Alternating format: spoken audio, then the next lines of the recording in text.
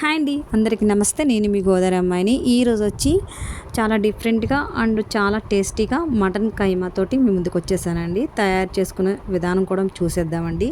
KG mutton అండి.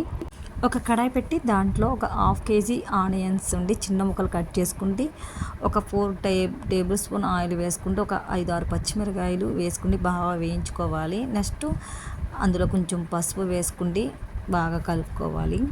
Mutton చూపించే విధానంగా మటన్ శుభ్రంగా ఒక 5-6 సార్లు శుభ్రంగా కడుక్కోవాలండి.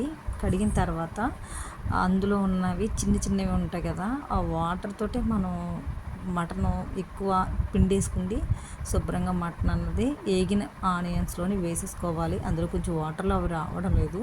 నేను శుభ్రంగా కడిగిన వాటర్ అండి అది. ఆ వాటర్ కూడా ఇందులో యాడ్ చేస్తాను.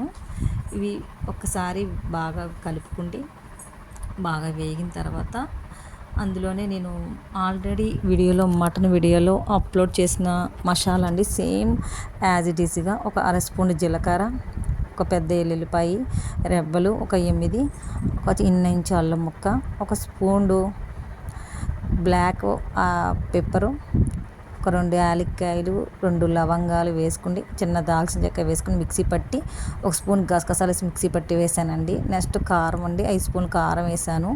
కొంచెం కొత్తిమీర కూడా యాడ్ చేశాను. సాల్ట్ తగినంత రాళ్ళ ఉప్పు యాడ్ చేశానండి. మీకు ఎంత తింటే అంత అనమాట. అవి బాగా ఉడికిన తర్వాత ఒక గిన్నెలోని ఇవి మిశ్రమాన్ని అంతా ఒక గిన్నెలో యాడ్ చేశాను. నెక్స్ట్ వచ్చేసి ఒక 2 గ్లాస్ వాటర్ వేసి అదే కుక్కర్లో తీసి నేను మూత పెట్టి మళ్ళీ విజిల్ వేయించానండి. ఒక 8 విజిల్ వేయించాను. అలా విజిల్ వేయించడం వల్ల కూర అనేది బాగా ఉడుకుతుంది. టైంలో కొంచెం వాటర్ మిగులుతాయండి, అది గిన్నెలో వేసేసుకుంటే ఒక గిన్నెలోని అది దగ్గరికి అయ్యేంత వరకు కలుపుకుంటే కొంచెం కొత్తిమీర వేసుకుంటే అంతే. నచ్చితే video like and share and subscribe.